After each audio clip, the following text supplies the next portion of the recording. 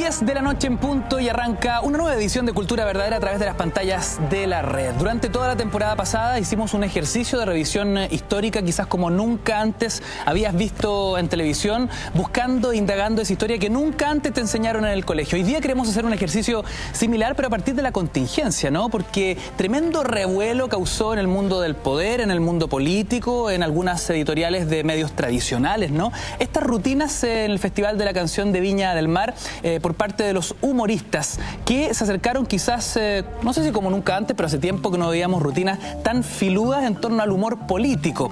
Es lo que queremos discutir hoy día, dándonos cuenta que la historia del humor político en Chile, de la sátira política, tiene una data desde que Chile es Chile. Para poder construir este programa tenemos grandes invitados. Quiero partir por un verdadero prócer en la materia, humorista gráfico, ilustrador, que ha publicado en Chile, España, Italia, Suecia, Costa Rica, qué decir, todos los medios locales. Estamos con don Hernán Vidal Hervi. Bienvenido, Hervi, gracias por estar con nosotros, con una polera que además ya descubriremos cuál es su historia. Estamos también con Maximiliano Salinas, escritor, académico del USACH, especialista en la historia del humor. Maximiliano, gracias por visitar Cultura Verdadera.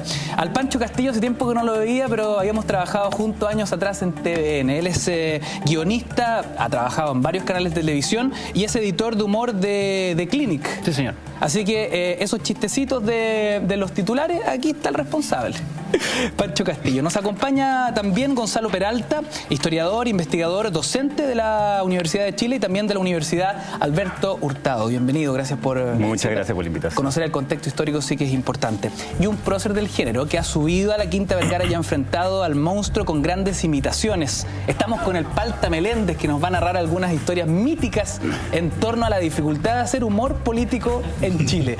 Antes de revisar nuestra primera nota, que nos pone en contexto en torno a lo que pasó en Viña y un poco buscar las claves en la historia, yo tengo una pregunta, ¿no? Porque la verdad llamó la atención estas editoriales de algunos medios que insinuaban que el humor político en Viña podía llegar a erosionar las instituciones. ¿A qué le temen los políticos? ¿A qué le teme el poder? ¿Qué posición tienen ustedes, cada uno de ustedes, en torno a este tema? Quiero partir por ti, Hervi, por supuesto. Yo pienso exactamente al revés, que el humor político no solamente no erosiona nada, sino que fortalece la democracia y la libertad de las personas. En el momento en que el humor político se hace cargo de los grandes problemas, trágicos problemas que enfrenta un país con respecto a la relación entre el poder y la gente, al poner en evidencia las ridiculeces que a veces ocurren por esta soberbia de los gobernantes, los hace bajar de ese pedestal y ponerlos a nivel de suelo, y eso es muy bueno, no solamente para ellos, sino que para la gente. Maximiliano, ¿compartes la posición de Hervi? Sí, también, ¿eh? Claro, yo creo que más que erosiona sí a los poderes más autoritarios, opresivos, pero el humor, para mí, yo lo asocio a lo sano, a la sanidad mental. Entonces, cada vez que se expresa el humor, se expresa la humanidad en su esencia más bella, más simple, más espontánea. Entonces, bien, si erosiona lo que tiene que erosionar... Bien erosionado. Bien erosionado. Francisco Castillo, ¿tu opinión? Yo creo que el humor tiene que ver con una cosa de perder el miedo, de dejar de creer que las personas que están arriba son intocables, ¿cachai? Y cuando se pierde el miedo, yo creo que puede pasar cosas súper interesantes dentro del pueblo. Gonzalo Peralta. Yo creo que el humor político tiene algo, digamos, un poco ambiguo, porque por un lado es cierto que es un arma de crítica al poder, pero por otro lado también es una válvula de escape. Entonces, en ese sentido, descomprime, ¿no?, las situaciones más agudas de la política y del conflicto político. El concepto del bufón de la corte. Exacto. Entonces, yo creo que no se puede esperar del humor político que vaya a hacer grandes transformaciones, porque llega un momento en que también cumple esta función, digamos, de ir soltando la tensión y de ir relajándola. Entonces, yo creo que ahí hay una cierta ambigüedad entre crítica, pero también descompresión. Palta, antes de entrar al estudio me decías que cuando los países enfrentan crisis, el humor político explota. Explota porque al final todos los políticos que están involucrados en casos de corrupción y escándalos hipotecan su imagen. y se tienen que hacer responsables, y al final el humor también es un espejo de un país, es reflejo, y cuando la política está en crisis, bueno, es parte de nuestra realidad de día a día. Las líneas editoriales se habla. Hoy día el humor está en las redes sociales, es muy brutal el humor, hoy día se dice cualquier cosa. El de Clinic en su inicio también yo creo que ha hecho un aporte en este cambio de lograr entender y de ser un poco más transgresor, digamos. Lo que pasa es que antiguamente, en los 80, el humor político, las líneas editoriales lo censuraban, había ciertas cosas que se podían publicar, ¿no? Pero al final el humor político siempre ha estado presente, y el humor político además es distender toda tensión de la rigidez social. Esa es la labor fundamental del humor, distender la rigidez del cuerpo social. Y es el gran aporte. Bueno, como él lo dice Palta, esto no es nuevo. Lo que vimos en Viña hace pocas semanas no es nuevo. Desde que Chile es Chile, desde la independencia, que vemos una nación con características claras de que nos gusta ahondar en este tema, y los dibujantes les gusta poner en jaque a la clase dominante, a la clase política. Vamos a revisar esta nota que nos pone en contexto. Empezamos ya a revisar la historia del humor político, de la sátira política en Chile. Pongan atención. No cabe duda que en la última edición del Festival de Viña del Mar, el humor político fue protagonista. Varios de los comediantes que pisaron el escenario de la Quinta Vergara dedicaron sus rutinas para criticar la actual coyuntura política y a sus representantes.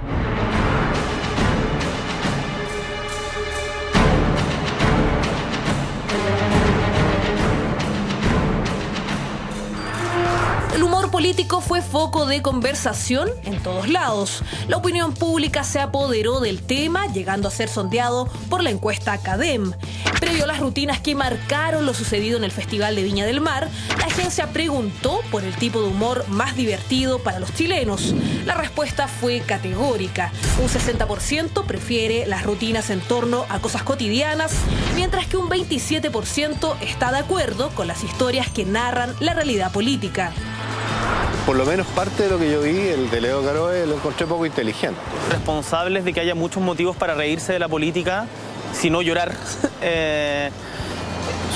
somos la misma gente que está haciendo política. Un humor grueso, un humor más bien burdo, como yendo a lo demasiado obvio para tratar de ganarse a la quinta. A mí me parece que la libertad de expresión tiene que ser total, hasta que duela y a quien le duela. Y en particular pienso en la talla que tiró respecto a la Camila, que me parece que hay que reflexionar más profundamente, o sea, sin ánimo de ponerse grave, pero hay que reflexionar respecto del machismo en varias dimensiones que tiene una talla de esas características. De la mujer como sujeto pasivo, de solamente la idea de la mujer como objeto sexual. Yo creo que ese tipo de prácticas también tenemos que ir desterrándola de nuestra cultura política. Yo creo que en la política chilena hay un antes y un después del Festival de Viña. Históricamente, los humoristas y dibujantes han utilizado como parte de sus libretos a nuestros representantes en el Parlamento y a distintas autoridades, mezclando humor de contingencia con los clásicos temas como problemas de parejas, hijos, sexo, la suegra, entre varios más.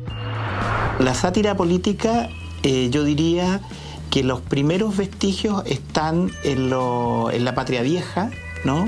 En los días de la independencia, en los días del exilio de Carrera. Hay una caricatura bien conocida en que hay un burro que es O'Higgins y San Martín está montado en este burro que es O'Higgins, ¿no? Este burro está haciendo caca y con la cola levantada, y el ministro sería de Relaciones Exteriores de lo que hoy día es Argentina, ¿no es cierto? Está recogiendo esto que sería el oro de Chile, ¿no? Y ahí está también marcas que tienen que ver con la logia lautarina, etcétera. Pero la sátira política recorre por completo la historia de Chile, desde la época del absolutismo colonial, pasando por el siglo XIX, donde la cultura popular, plasmada en los periódicos, se reía de la oligarquía, la iglesia y la miseria. en el siglo XIX, digamos, antes y después de la Guerra Civil del 91, se destacan ahí algunos dibujantes, como Luis Fernando Rojas, por ejemplo, un dibujante que tiene una amplia trayectoria, y algunos escritores que prácticamente van a cumplir el rol del guionista de historieta, de la persona que escribe el argumento con el cual se hace la caricatura. Entre ellos yo diría el más destacado, el más conocido también ahora porque ha sido republicado, es Juan Rafael Allende. El periodista Juan Rafael Allende, considerado el padre de la sátira política en Chile, descueró al Congreso con sus divertidas caricaturas.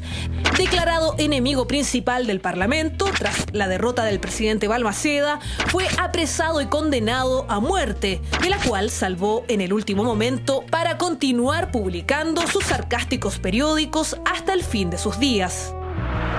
Este Juan Rafael Allende se ríe de la censura, ¿no?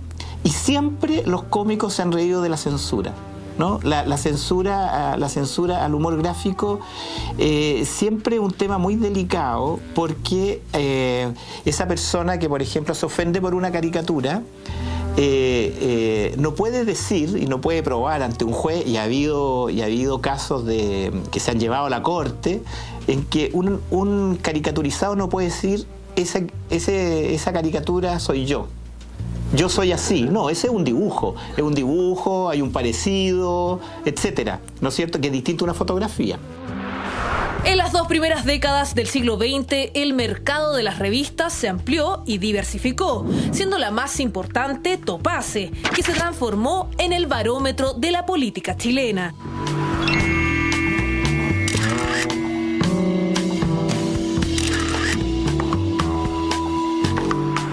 La utilización del humor como un instrumento político está bien asentada en la biografía del país.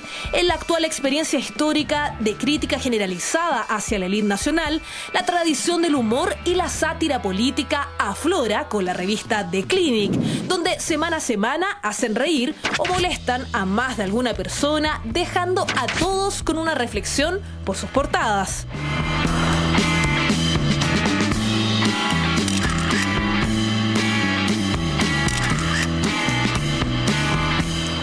Si pensamos bien las cosas, ¿qué es mejor? ¿Contribuir descomprimiendo la indignación a través de la risa o expresar el descontento vía funas, barricadas o protestas descontroladas?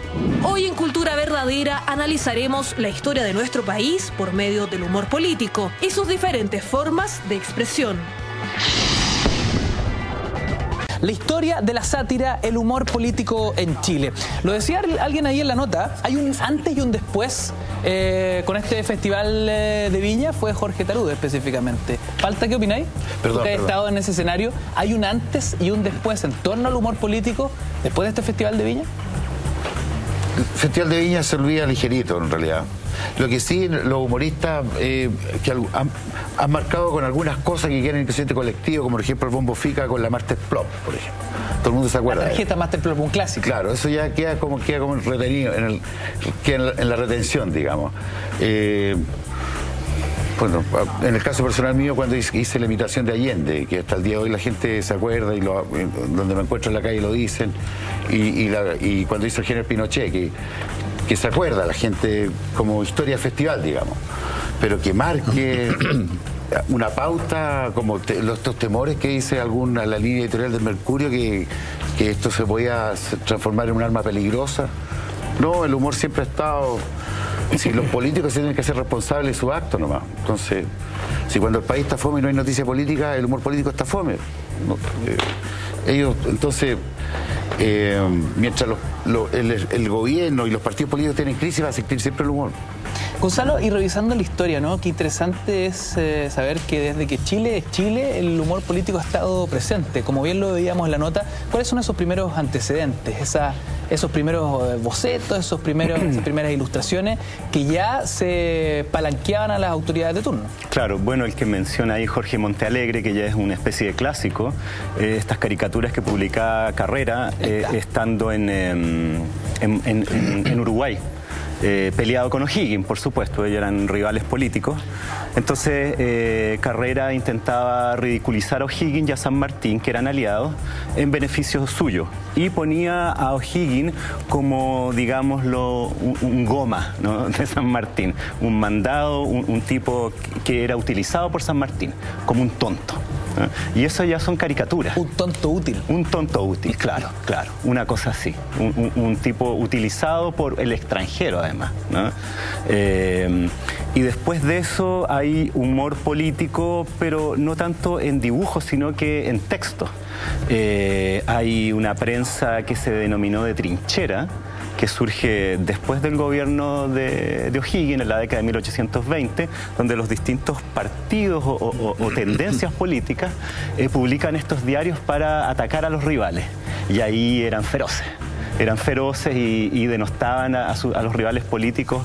De hecho, hay una anécdota que yo creo que es una exageración, pero cuando Portales llega al poder, con lo que podríamos llamar la derecha de la época, había un intelectual muy famoso de lo que podría ser la izquierda, los liberales, José Joaquín de Mora. Y él publica unas décimas donde se ríe del presidente conservador de esa época, que se llamaba José Tomás Ovalle, que todo el mundo sabía que era una marioneta de Portales. Entonces este poema se llama El uno y el otro, donde el uno es Portales y el otro es Ovalle, o al revés, no me acuerdo, donde dicen, bueno, el uno es flaco, el otro es gordo, por José de Maya, el uno toma las decisiones, el otro hace la pantalla, en fin, los desenmascara. Y bueno, cuentan que Ovalle sufrió un disgusto tan grande que al poco tiempo tuvo un ataque al corazón y murió. No. Entonces tú podrías de repente llegar a afirmar que el humor político mató a un presidente de la República. Tremendo. Claro, yo creo que es una exageración, pero efectivamente murió poco después y se sintió muy mortificado por estos poemas humorísticos de Mora. Muy presionado por la burla que generaba. Es que yo creo que es una de las gracias del humor, es que desnuda al poder y a lo formal, ¿no? A todo este aparataje tieso, el humor lo muestra, digamos, en pelota. Entonces esto fue lo que le ocurre a Ovalle en su rol político. Oye, Maximiliano, eso está muy interesante. ¿Qué tanto puede llegar a afectar al poder, ¿no?, a las autoridades, el ejercicio del humor, de la sátira, desnudando verdades ocultas, muchas de ellas? ¿Qué tanto le puede llegar a mover el piso? Revisando la historia de Chile. Sí. Mira, a propósito, lo que tú dices desde Chile es Chile, ¿eh? Pero ¿cuándo Chile es Chile? Porque si es la República, yo no estoy de acuerdo. Yo pienso que hay que ir más para atrás todavía. A la época española, a la época colonial. Y ahí, por ejemplo, fíjate que los cronistas siempre hablan del buen humor del pueblo indígena, de los mapuches, y que ellos se burlaban mucho de los españoles. Entonces yo creo que esta sátira, por ponerle, pero el humor popular indígena es vasto, es enorme en los siglos coloniales. Pero esto es muy interesante. Y habría que partir desde ahí, yo creo. Nuestra ironía, nuestro doble sentido, nuestra picardía, ¿podríamos verla en nuestra sangre mapuche? De repente. Bueno, se juntan la sangre española, por supuesto, andaluza, imagínate, de haber tenido cualquier. En fin, yo creo que se juntan muchas culturas cómicas en la raíz de nuestra identidad mestiza. Porque el pueblo español y andaluz especialmente es muy bueno para la talla, obviamente, hasta el día de hoy. Y lo que los cronistas cuentan, que el pueblo mapuche también se reía mucho de las tonteras de los españoles. O sea, no era la resistencia armada solamente, que bueno, es todo el mito, ¿no? Sino que también yo creo una resistencia cultural de no creerle o de reírse de las creencias y de los valores. González de Nájera, que es un cronista del siglo XVII al principio, dice que un mapuche le pregunta a un español, bueno, ¿cuántas esposas tiene el rey? Va a saber cuánto poder tiene. Él dice, una, por supuesto. Y ahí dice que se mató de la risa el indígena y los indígenas que estaban ahí diciendo, chao. Me paseo al rey. Yo tengo varias. Entonces, claro, yo creo que ahí hay formas de humor espectacular, digamos. O también obispos del siglo XVIII que dicen, estos indios solo se ríen del infierno. Nosotros los amenazamos con las penas del infierno. Y dicen, no, qué infierno. El frío de nosotros va a apaciguar ese calor que hay. En fin, recursos, cómicos de la cultura indígena. Entonces yo creo que para entender un Chile mucho más potente hay que entenderlo desde lo indio también, de lo indígena. Sí, y no con la República, que está súper bien, es lo que tenemos más entre nos. Pero yo creo que lo popular es mucho más ancestral. Ahora, hay algo bien interesante acá, porque estamos hablando de que las primeras pistas del humor político en Chile fueron ejercicios escritos, ¿no? Hablemos de qué nivel de analfabetismo había en aquella época, porque si partimos en lo escrito y no en lo gráfico, quienes podían entenderlo eran muy pocos. Esto era materia de la élite. Claro, además el pueblo no se reía con el humor. Lo que pasa es que no queda un registro escrito, entonces es difícil de pesquisar. En el caso de los cronistas, lo que los cronistas hacen es relatar lo que ellos vieron, de lo que fueron testigos, ¿no? Entonces, a través de una vía indirecta, por así decirlo, uno llega a esa época.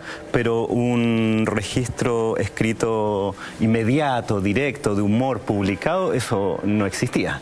Eso es después de que llega la imprenta a Chile, que es recién en 1812, en que se empieza a publicar ahí derechamente textos, prensa, panfletos, etcétera, y donde pueden aparecer también textos humorísticos. 1812, o sea, a 2 años de nuestra independencia, digamos. De la primera junta. De la primera junta. Claro, de que empiece el proceso. Sí. Que hemos discutido en el programa que las fechas aquí también son súper relativas, digamos. Sí, claro. Ese 11 de septiembre de 1810 también es altamente discutible. Sí, claro, esa fue una reunión de pituco que después se celebra. Claro, sí, el primer 18 fue Refome, porque fue una reunión de gente de la élite, muy restringida, a que fue invitada especialmente a este cabildo abierto, muy entre comillas, que de abierto tenía el puro nombre. Entonces nadie celebró esa cuestión. Y ya con el correr de los años se empezó a celebrar, pero hubo una pelea que duró largo tiempo entre el 18 de septiembre, entre febrero, que era la batalla de Chacabuco y la declaración de independencia, y el 5 de abril, que fue la batalla de Maipú. Entonces durante largo tiempo nosotros tuvimos 3 fiestas patrias. Y recién en la época de Portales, o más bien de Prieto, que era un tipo bastante serio y fome, decidió instalar solo el 18 como fiesta patria, y los otros 2 desaparecieron. Y piensa tú que febrero coincidía con el verano y con el carnaval, entonces había muchos motivos para celebrar, además de la conmemoración de esas fechas históricas. Exacto. Bueno, aclarando fecha, y también pregunta cruzada para Maximiliano. Uno se pregunta, ¿quiénes estaban detrás de estos primeros ejercicios de sátira política o de humor político? ¿Eran los mismos partidos, eran los mismos poderosos de bandos contrarios que buscaban moverle el piso al contrincante? Claro, ciertamente, las primeras expresiones así periodísticas tienen que haber sido por ese lado. Se daban entre ellos. Entre ellos. Pero yo quisiera, en la línea que te decía antes, más avanzar en el humor popular, ¿eh? Yo siento que ese era oral y gestual, no sé, pero no tenía nada que ver con lo escrito, porque el pueblo analfabeto. Entonces yo creo que incluso el Juan Rafael Allende, el famoso, el que inicia la sátira política así en periódicos, es un tipo que le trabaja la caricatura, porque esa es la forma de poder acceder a ese público, al pueblo, a los mestizos, estos analfabetos, y integrarlos a la discusión política republicana, digamos, ¿no? Y ahí fue el temor de la élite frente a este Allende, que fue capaz de abrir al pueblo a esa dimensión satírica republicana a través de las caricaturas, porque era un lenguaje, y ese fue el miedo que por eso fue comulgado de Juan Rafael Allende, ¿no? Juan Rafael Allende, entonces, lo podemos situar ahí en el panteón. ¿Es el padre de la sátira política chilena? Política chilena ilustrada. Además que un alcance, el humor, como parte del género humano, siempre es desde abajo. Esta cosa piramidal, que está muy de moda las pirámides, pero esta cosa piramidal, el humor siempre es desde abajo hacia arriba. El humor popular es de abajo, de la masa. Es el humor desde arriba hacia abajo, primero es muy elítico y no trasciende, pero viene de acá. Entonces, por la historia, vengan años, el humor viene siempre desde abajo hacia la clase poderosa. Siempre. O sea, es un clásico de ahí. El humor de élite queda ahí. Pero el humor es el reflejo del pueblo, sí. Ahí está Chaplin, Cantinflas, personajes que son desde el pueblo. Todos los personajes populares del pueblo es el humor de la gente de la calle, el humor del... ¿Te fijáis? Oye, para que la gente no se pierda. Y el pueblo se ríe del poder el señor Allende, que ya lo estamos definiendo, Juan Rafael Allende, como el gran padre de todo lo que vamos a empezar a discutir, debería merecer, creo yo, no sé, un busto en una plaza, ¿no? Como mínimo. Claro, o tal vez el nombre de una quinta recreo, ¿no? De un bar, más bien, de la fonda oficial. Para seguir en la línea chacotera, ¿no? ¿Quién fue ese? Un estatua Ponce Lerú, Juan Rafael Allende.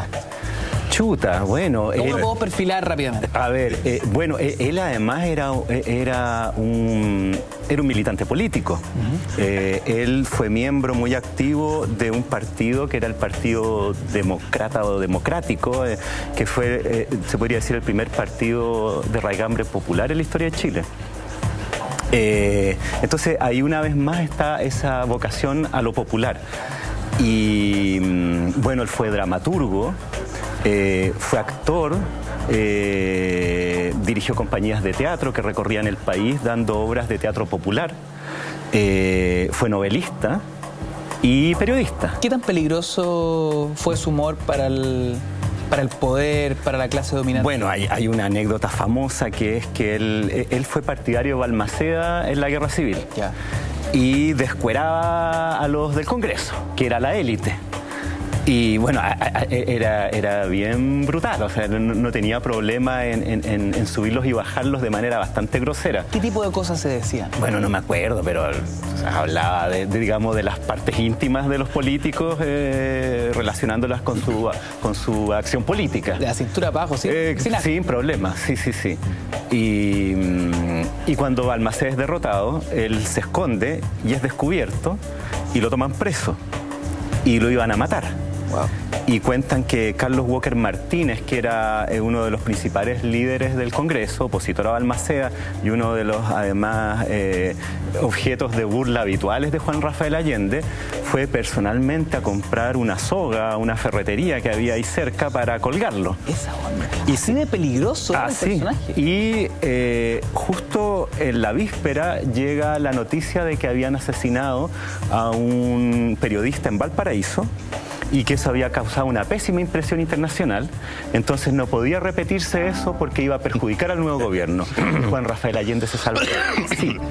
Y bueno, después Carlos Walker Martínez siguió diciendo que no había nada de lo que se hubiera arrepentido más en la vida de no haber fusilado a Juan Rafael Allende. Oye, ¿qué? O sea, ahí tenéis el personaje. Historia. ¿Algo que acotar, Maximiliano? Bueno, eso es impresionante, porque lo notable es que él era anti-balmacedista al principio del gobierno de Balmaceda, porque lo encontraba que era otro aristócrata más de los tantos, ¿no? Pero cuando él descubre a través del gobierno de Balmaceda que los enemigos de Balmaceda son la gran burguesía chilena, salitrera, bancaria, ¿no? Y el imperialismo inglés, ahí se da la vuelta Allende y se transforma en el gran periodista favorable al presidente Balmaceda. Entonces tiene un cambio ahí muy sugerente también, que aparece una vuelta chaqueta, pero en el fondo es percibir quiénes son los adversarios, los enemigos de Balmaceda. Eso, ¿no? Y también la crítica que le hace a la iglesia. La iglesia, bueno, también columpiaba mucho al clero, a los obispos, ¿no? Entonces, son los obispos. La iglesia de Santiago los comulga 2 veces, que es la cosa más ridícula que yo he visto. Le salió para el otro. No podía comulgar 2 veces. Para el pan y para el vino.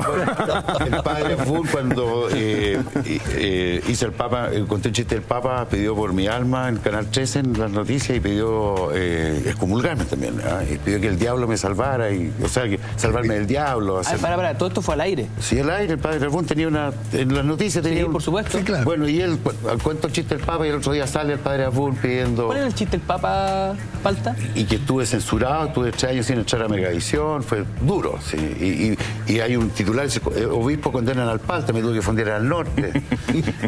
y el chiste fue el siguiente, que, bueno, era Juan Pablo II que estaba solo orando por la paz, en la Basílica San Pedro, dice que la paz llega a Eslovenia, Croacia, que la paz, y se abren las puertas y entra en italiana sollozando así, desesperada, santidad, y en el correr se le desabrocha su blusa, llega a los pies del Papa, se hinca, le dice: su santidad, yo tengo el derecho divino, y al izquierdo también.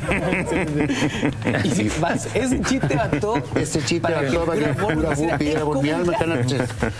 Y tuve que ir a darle explicaciones. Enrique Grau, que era ministro de Interior, me mandó una carta para que fuera a hablar con Monseñor Medina, porque Monseñor Medina me quería excomulgar. Llegué a vas todos los días a misa. Claro, y fui a hablar con el Monseñor Medina, porque Enrique Grau me mandó. Me dijo: pero eso además llega allá y quédate callado porque te va a retar y capaz que te levante la mano. Bueno, yo llegué atrasado a propósito. Y estaba la prensa ahí en el momento, qué sé yo, llegué ahí, Monseñor Medina me dio, se puso rojo, como que me iba a pegar un coscacho así, castigar al cabro chico, y pasó por mi lado y... el año 94. Bueno, yo creo que todo esto... Ricardo, claro, me obligó a que le pidiera disculpas y perdón al país. Y prohibición incluso de entrar al canal de televisión. Vamos a hacer un breve alto y seguimos discutiendo en Cultura Verdadera sobre la historia de la sátira política, el humor político en Chile. Vamos y volvemos.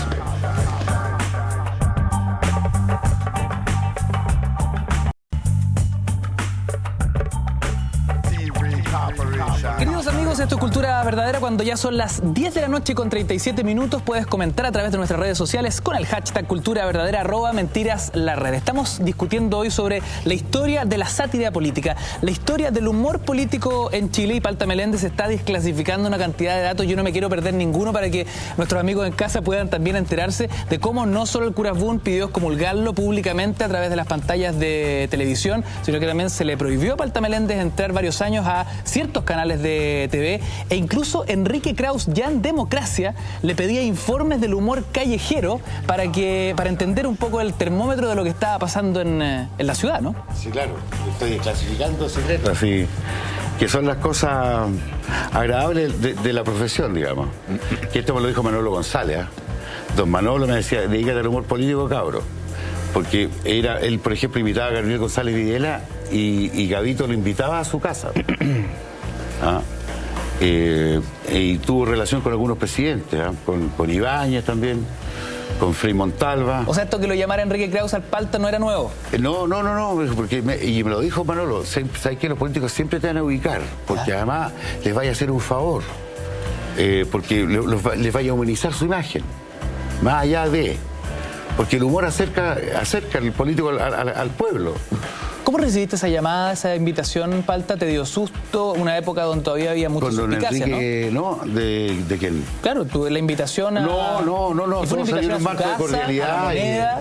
No, don Enrique se reía con el humor político. ¿Tiraste factura, boleta ideológicamente falsa? Patricio Alguna se reía con el... No. No, eran cosas informales, iban a la hora de almuerzo nomás y... ¿Ya? ¿Y qué quería saber Kraus? Le contaba los chistes que se estaban en relación al momento contingente. Porque don Enrique decía que el humor es un barómetro de la popularidad del gobierno. ¿De la popularidad del gobierno? Claro. Mira. ¿Y qué se habla? Además, los días veníamos saliendo del gobierno militar, el humor final del gobierno militar era muy potente, el humor era muy fuerte en el gobierno militar. O sea, el humor político era, además, era un acto de liberación, digamos. O sea, yo hacía buenas noches. Al tiro la gente explotaba. O sea, un solo buenas noches a lo que llegó la democracia y el humor político se puso fome. Mira. Después ya no había que hablar, porque se supone que había llegado la alegría, estábamos todos felices, y no había que... Se fue el dictador, ¿cachai? Bueno, Pinochet estaba comandante en jefe, aún ahí por ahí había una arista. Palta, ¿cuál fue el momento más peligroso que te ha tocado enfrentar en torno a tus rutinas de humor político? Cuando me llevó detenido Álvaro Corbalán. Bueno, tuve miedo porque no... ¿Te llevó detenido Álvaro Corbalán? Sí, claro. Yo actué en el Confetti, que era el bar que estaba de moda acá era dos Chiles, Santiago, de la Plaza Italia para abajo había toque queda, y de a poquito para arriba no había toque queda, pues estaba el Confetti, estaba la discoteca, y la gente se movilizaba, así era una cuestión increíble. ¿Qué año fue eso, Palta? Estamos hablando en los 82, 83, 84. Y bueno, yo actué en el Confetti y me acuerdo que llega Álvaro Corbalán con la María José Nieto tomados de la mano, y el Confetti era un lugar muy chico. ¿Con la Maripepa? Claro, era su novia. Y era un lugar muy chico, en una pista como esto, digamos. El resto era un piano bar. y estaba repleto el lugar y no hallaban dónde sentarlo y lo sientan dentro del espacio donde yo actuaba. Y justo estoy empezando a actuar y llega él, se interrumpe mi actuación. Yo era recabro, me puse nervioso y además me enojé, o sea, que falta respeto que interrumpan al artista en grupillo. Bueno, ponen la mesa ahí al frente, él se sienta con la María José Nieto, con unos copetes y reparte el show de nuevo, y parto de nuevo. Y yo en la ironía digo, empiezo a contar un chiste de Pinochet, yo caliento así, y digo, en una parte del show digo, y llega el general Pinochet, llega Pinochet a la escuela de infantería, va a ser reísta para el día del infante, y dice, buenos días, mi compañero, ¿qué eres Chile? A mí me cuenta que todos los soldados estén derechos, derechito. Y un gallo que le sobreaba la nariz, un corvo. Le corta la nariz. A mí me cuenta que todo derecho. ¿Le dolió? No, general, no me dolió. Bueno, eso era el chiste. Y entre medio, no, ese no era el chiste. O sea, el chiste lo puedo seguir contando. Después el general, ahí está todo derecho. A un gallo le salía la oreja entre medio de la fila. No me gusta, todo derecho. Un sable. Un sable. Le salta la oreja. ¿Le dolió? No, general. ¿Por qué no le dolió? Porque soy infante, general, soy perro, general. Sí, caminando, general, así están todos derechos. Y de repente, y el dictador de repente mira, meto la palabra y miro al Álvaro Corbalán que está sentado, y el dictador de repente mira para abajo y se ve algo que sale desde abajo así. ¡Un sable japonés! Y sale el gallo y le cortan, ¿le dolió? No, mi general, ¿por qué no dolió? Porque la diuca era el gallo atrás, mi general. Ese era el chiste. Ahora, ¿qué cara te puso Corbalán? Bueno, cuando yo le dije, porque lo que vi dije, y el dictador mira, y miro a Corbalán así. Y nos cruzamos las miradas, y ahí fue el cruce. Bueno, al otro día voy caminando por calle República, y van pasando 3 autos, del medio iba Corbalán, y de hecho iba unos Raven, y baja el vidrio y me hace así. Y yo lo miro, lo cacho, que era él. Y llego a la esquina así, ¡pum! Aparece otro auto y me agarran. Adentro del auto, doy una vuelta a la manzana y entro a una casa y ahí estuve. Desde las 11 de la mañana más o menos hasta como un cuarto para las 11 de la noche. Nadie me dijo nada, me llevaron un vasito de agua, un pelado, no es nada. Hasta que llegó un milico así como 10:30, así, que me agarró así muy grande, me arrinconó contra la pared, así me agarró acá, y dijo, mira, conche, si seguís huyendo, mi general, conche, te vamos a sacar la conche, ¿está ahí claro, conche? Y me pegó unos remesones y pum, me soltó y se fue. Y ahí quedé, pero... Y ahí apareció el pelado y decía, ya te voy a ir. ¿Estuviste todo el día detenido? ¿No te decían nada? Por supuesto, una forma de amedrentarte. De amedrentarme, nada. Yo le preguntaba, oye, ¿puedo llamar por teléfono? Nada. Voy a llamar a mi abogado. Pero espérate, ¿tú sentías que eso podía llegar a mayores? ¿Sentías que esa detención iba a tener otra consecuencia? ¿Temiste por tu vida? Fíjate que no, porque yo caché que el Corbalán se estaba vengando nomás porque nos encontramos de casualidad. La noche anterior había dicho esto, ¿cachai? O sea, quedó picado por tu rutina. Claro, y hacer, ay, ¿qué se cree este cabro? ¿Cachai? Hagámosle una hueá para que no moleste al general. No, estoy pasándome rollo. Después en otra oportunidad también me llevaron detenido y estaba él detrás, porque Corbalán controlaba todo. Si Corbalán era dinaco, o sea, en Viña del Mar se decidía quién entraba o no entraba al escenario porque Corbalán estaba atrás. Pregúnselo a Sergio Risenberg y a toda la gente que dirigió Viña en esos años. O sea, el poder que tenía Corbalán en el espectáculo era terrible. ¿Esa segunda detención qué consecuencias te trajo, Palta? Nada, puro amedrentar nomás. También me llevaron preso, me tuvieron 1 hora encerrado y después ándate para la casa. Lo mismo. Lo mismo. Hervi, desde tu posición, ¿no? Desde el humor gráfico, ¿recibiste en épocas de dictadura amenaza, amedrentamiento, llamadas? Sí, desde luego. Volviendo un poco al tema de que el humor político puede erosionar las instituciones, las bases de las instituciones, es exactamente al revés. Lo único que puede erosionar son las bases de los humoristas, según lo que han contado. No se contó la historia final de la caricatura esa de Bernardo Higgins, montado por San Martín. La muerte de Carrera fue espantosa. Después de fusilarlo, lo cortaron en pedazos y el dictamen donde se lo ordena su muerte se manda a que se distribuyan las partes en los lugares más remotos de la Argentina. O sea, el deterioro de los humoristas es mucho más frecuente que el deterioro de las instituciones a causa del humor político.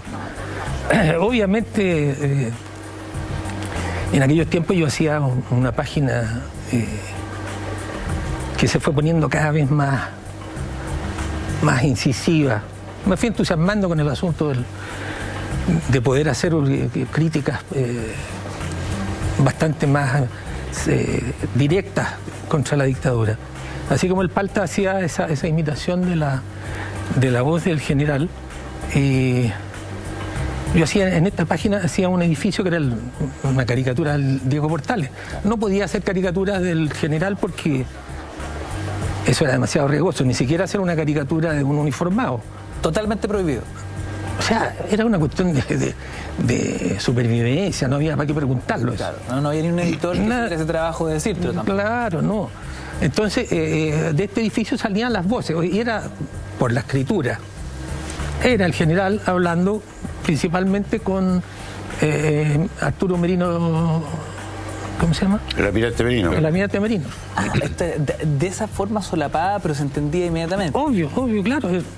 Entonces, la gente, los lectores empezaron como a tener una complicidad muy grande con eso. Ya sabían que las voces que salían del edificio era el general hablando con Merino. ¿Qué tipo de diálogos se Es que no me acuerdo, fue tal la cantidad de estupideces que puse ahí. Imagínate un diálogo donde el dictador se le ocurre, no sé, empieza a decir que el cometa Halley va a hacer peligrar el orden interno del país, y entonces el otro, el Merino, le responde una estupidez porque está borracho. Y eso todo escrito, digamos, pero muy fácil de identificar. El chiste Mendocita también. Claro, también. O el general hablando con Mendocita. Claro, no. Todo eso era yo creo, un desahogo personal. Pero empezaron a llegar las amenazas a la revista Hoy. Cartas, telefonazos. ¿Qué clase de amenazas llegaron? ¿Para qué te voy a decir? Es pura grosería. Así como las que le propinaron a Palta. Pero algunas más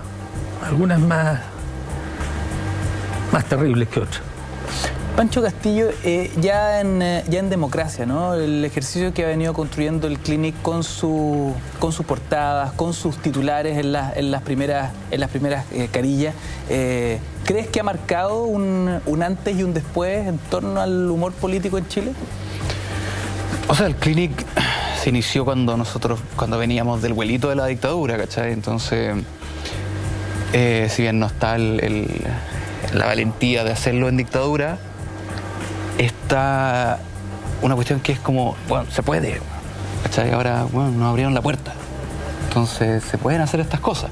Yo creo que por ahí quizás tenga un poco de importancia lo que hizo el Clinic. Obviamente las cosas que se hicieron en dictadura son mucho más valientes, bueno. Pero es un ejemplo que, bueno, sabes que ahora estamos en democracia, se pueden hacer cosas, bueno, y se puede, como te decía antes, se pueden perder el miedo. Esa libertad se administra se ejerce y se administra de forma absolutamente relajada, o también es un medio que en algún minuto recibió presiones, amedrentamiento, ha enfrentado dificultades por su línea editorial? Sí, pero no creo que sean graves. O sea, creo que al Pato le sacaron la cresta un par de veces. Pato Fernández, su Pato director. Fernández, sí. Cruzando la calle también le pegaron un paipazo. Nada demasiado grave, ¿cachai? A mí una vez, y yo creo que los buenos estaban mintiendo, en un carrete, yo molestaba harto a Masú. El fino arte de la gratuidad, ¿no? Porque Masú es un grande, pero le tirábamos tallas, ¿no? Se convirtió en un fetiche, digamos. Claro. Porque sí. Sí, porque sí, bueno. Pues por joder. ¿Y qué fue? Tú me culpa, parece. Las cuestiones de cada uno, así como, voy a hacerle algo a este weón por nada, así como. Y estaba en un carrete, ahí sí me amenazaron unos ABC1 más o menos grandotes, rugbyistas, que decían que eran amigos de Mazumbo, yo que supongo que inventaron esa weá, copete, weón. Aparte igual yo arranqué. Los fanáticos no tienen sentido del humor, entonces. Pancho, arrancaste, digamos. Pero por supuesto. Sí. Guionista que arranca sirve para otra portada. Exactamente. ¿Fue alguna portada, algún titular en particular? No, fue una seguilla de chistes de Mazú con la copa y con... Oye, con la portada de Liz Taylor, ¿no tuvieron ningún...? Sí, pero sí, por los fanáticos. Claro, ¿cachai? O sea, cuando fue el funeral de Pinocho, estaba Pinochet, perdón, estaban los fanáticos ahí mirando, no sabían que eran del Clinic, pero nada de vida o muerte, ¿cachai? Una patada en la raja. El funeral de Pinochet fue en torno a su detención cuando tú te transformas. Fue en el cuando general, se inició el juicio de Pinochet en Chile. Ahí y te pegaron, te salen las señoras pinochetistas a perseguirte, a darte con todo. Claro. Los fanáticos no tienen sentido del humor. Estaban indignados. Y nada, pues yo iba a promocionar el humor político. Además, bueno, yo fui ahí en un acto de desesperación porque la cesantía produce creatividad. Entonces... El hombre crea en crisis. Absolutamente.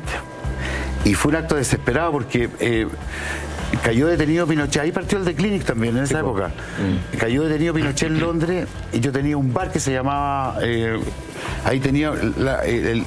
monté...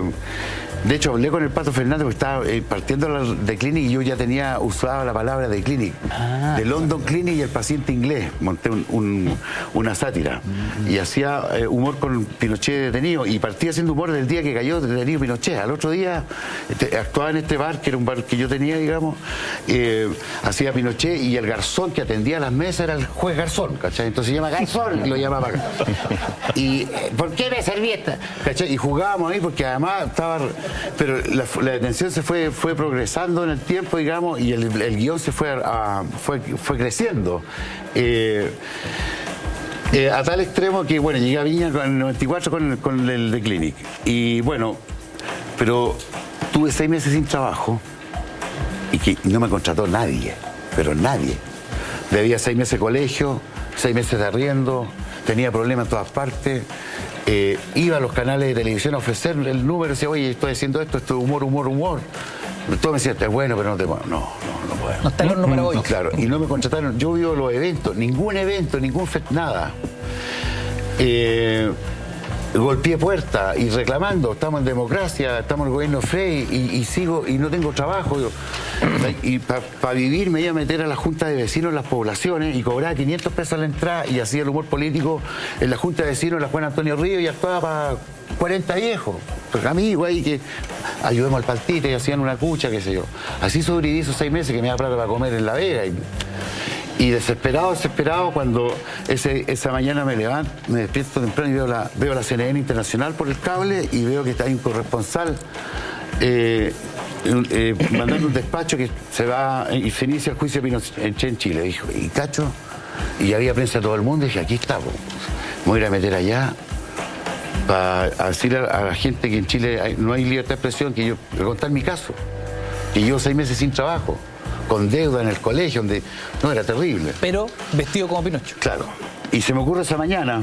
¿Desempolvaste el traje? Claro. ¿Lo tenía ahí guardado? Se me ocurre, llamo al actor que hacía el juez Garzón, que no quería ir por ningún motivo, me dijo, no nos van a sacar la cresta. Dije, era un autosuicidio eso. Claro.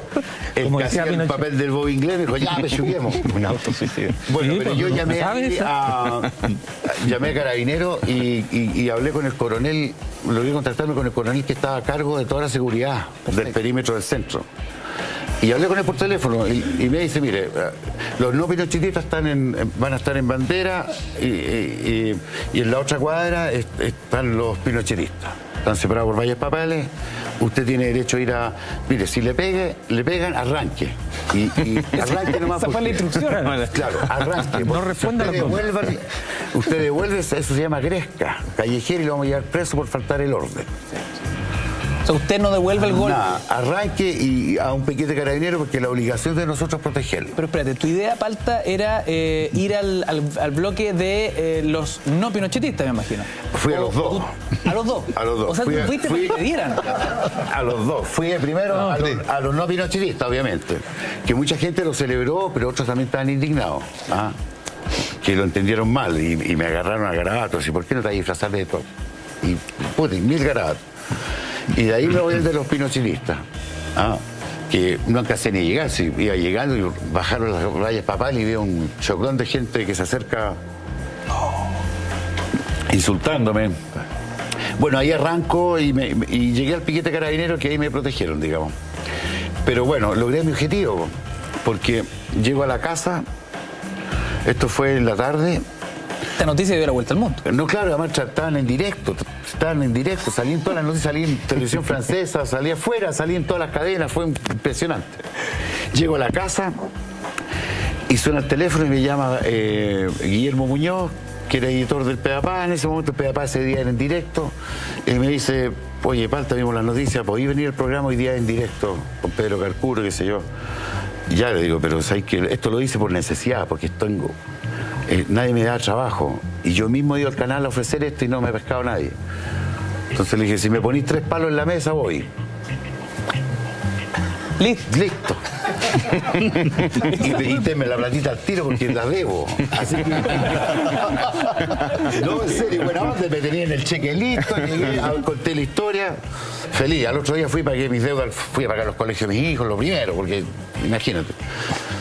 Y desde ahí empecé a tener trabajo de nuevo. Y me empezaron a contratar a tal extremo que la misma gente que me censuró en esa época me pidieron por favor que lo hiciera en Viña el 2004, que hiciera esa rutina en el Festival de Viña. Y que la hice, que fue... Las cosas. Falta, aguántame un segundo, seguimos recordando importantes anécdotas en torno al humor político, pero antes... Eso explota en momentos de agitación política o de crisis política. Por ejemplo, el Clinic surge con la detención de Pinochet en Londres. Claro. Si no, no. De hecho, el nombre viene de ahí. Y el hecho de Pinochet preso, también, bueno, para aquellos que estábamos en contra de Pinochet o lo que él significaba, es una suerte de alivio, ¿no? O sea, por fin este viejo está preso, a pesar de que haya sido en Londres y no en Chile. Entonces eso suelta, ¿no? Juan Rafael Allende surge en la década de 1870, luego viene la Guerra del Pacífico, la Guerra Civil, empiezan los conflictos sociales en Chile y ese es el espacio en que él opera. Además, en la década del 70 hay una ley de prensa que permite una libertad mucho más amplia de la que había antes. Entonces hay una serie de elementos, podríamos decir, históricos, que permiten que el humor político eclosione. Maximiliano, sí. ¿Sobre lo mismo? Sí, yo creo que, claro, surgen momentos del humor político para distender o momentos así de explosión social. Juan Rafael Allende, sobre todo en la década del 80, que es cuando, con los gobiernos más liberales, Santa María y Balmaceda, digamos, hay por último una trifulca, un ambiente más de crítica social. El Partido Democrático, del cual él va a ser fundador, nace en 1880 y tanto, justamente como fruto de ese clima, sí, democratizador que hay en la sociedad chilena. Topace, yo creo que también va a tener que ser por ahí también. Yo siento que es como Topace no se entiende sin las luchas democráticas del siglo XX, entre el 30 y el 70, ¿no? Es parte de ese creciente movimiento democratizador del siglo XX. Esa es la gran gracia de Topace, ¿no? Bueno, Topace nace en la década del 30 cuando aquella crisis estaba marcando fuertemente con la caída de Ibáñez a la sociedad chilena. Claro. Y Topace tenemos que entonces situarlo a esta hora de la noche, ¿no? Y para que quede claro como en el gran ícono del humor político, del humor gráfico del siglo XX. Es por eso que hemos preparado una nota que resume parte de esa historia. Sigues en Cultura Verdadera, mira.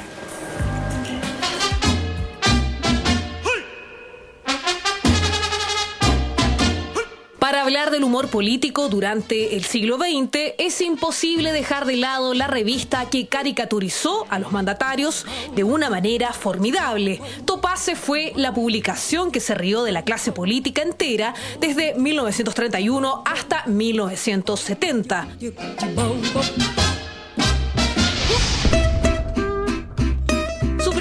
salió a la venta 2 semanas después de la renuncia del presidente y general Carlos Ibáñez, en plena campaña electoral, y logró un éxito insospechado.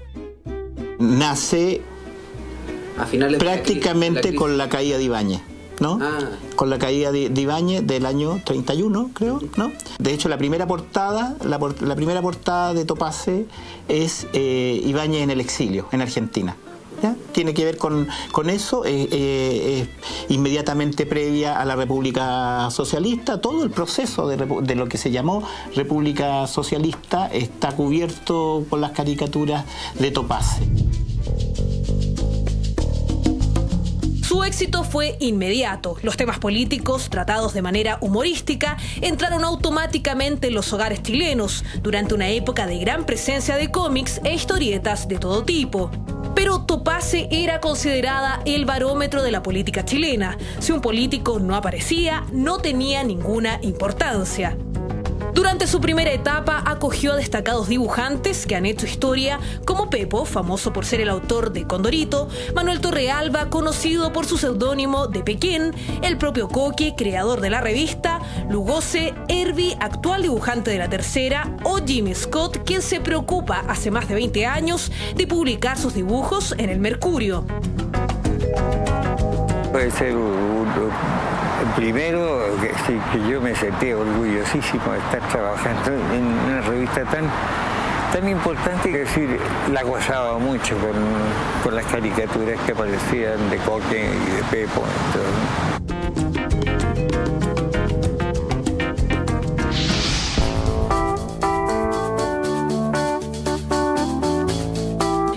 De Topase, es imposible no referirse a uno de los personajes que más aparecía en sus publicaciones. Juan Verdejo, a veces llamado Juan Machuca, era un personaje flaco, patipelado, con pocos dientes, sin afeitar, el sombrero informe, sin armazón de pantalones rotos y doblados por las bastillas, con un parche en la rodilla. En la revista, en cada Topase, es como la voz editorial. La voz editorial seria que dice para dónde van las cosas, y el personaje que representa al pueblo es Verdejo, ¿no? Es Juan Verdejo, este hombre desdentado, y que es como es el origen del Condorito, digamos. O sea, es el roto chileno, ¿no? Es el gañán, que un poco marginal, que tiene algo de obrero y algo de campesino, ¿no?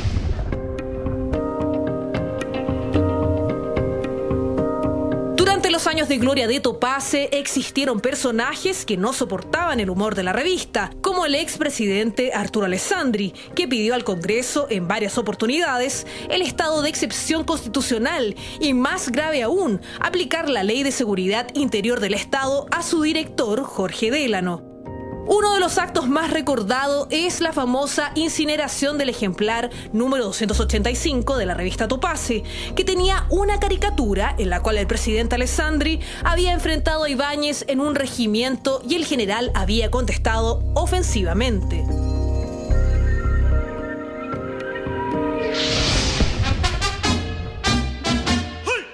Otro de los personajes que apareció recurrentemente en las caricaturas de Topase fue el expresidente Salvador Allende.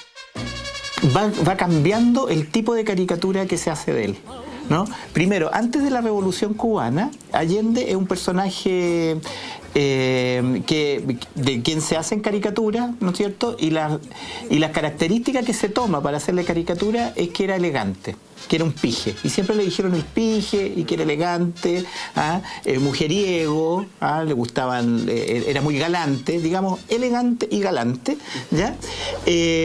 Pero sin mayor malicia esas caricaturas. Pero después de la Revolución Cubana, en la revista Topase, por ejemplo, se le empieza a asociar cada vez más con lo guerrillero, con la Revolución Cubana, con la violencia.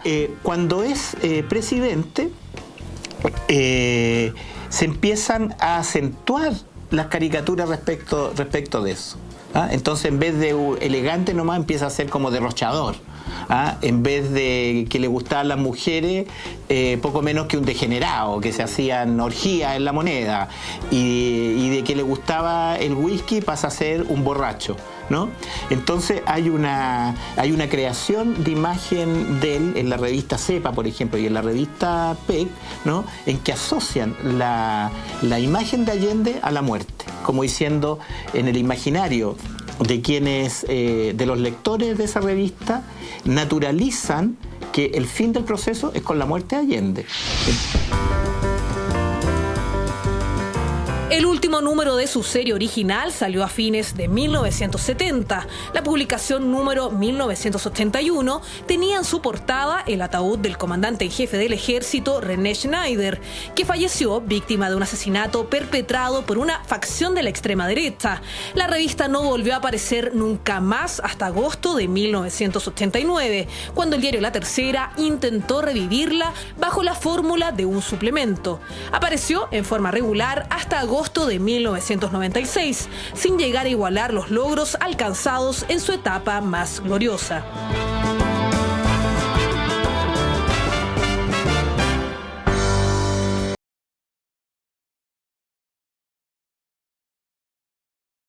La historia del humor político, de la sátira política hecha en Chile y con este ícono absoluto, Topace. Yo me pregunto a nuestros expertos dos cosas: ¿cómo nace Topace y cuál es su posición política? Que no queda claro, Herví, ¿de qué lado está Topace? Parece como que de ninguno. En el tiempo en que yo trabajé era bastante permisivo digamos, el ámbito, porque eran ya gobiernos, en ese tiempo eran gobiernos democráticos. Perfecto. Principalmente durante el gobierno de Eduardo Frei Montalva, yo creo que fue una época muy fructífera en cuanto a crítica política, pero no le gustaba a Frei mucho el humor político y mandaba recados a las revistas. Eran recados muy elegantes, pero no se metan con este tema. Y yo me acuerdo que me llegaron recados también dibujaba yo en el diario La Época. Y durante el gobierno de Frei Montalva, perdón, Frei Ruiz Tagle, me estoy saltando. Perfecto. El hijo de Frei Montalva tampoco tenía muy buen humor y me llegaban recados. Una vez hice unos chistes bien ácidos acerca del escape de los presos de la cárcel de alta seguridad. De alta seguridad. Aguántame, sí. Vamos a hacer un breve alto y seguimos hablando de la historia de Topace, el humor político y la sátira en Cultura Verdadera. No te vayas.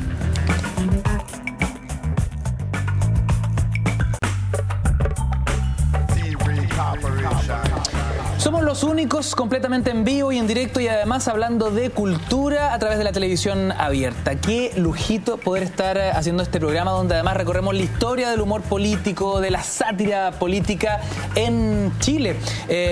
Por supuesto, fundamental durante todo el siglo XX fue esta revista, Topace, que dejó la escoba en varios personajes políticos de la época, ¿no? Pero yo preguntaba cuando revisábamos las imágenes del bloque anterior, ¿qué tanto se farandulizaba con Topace?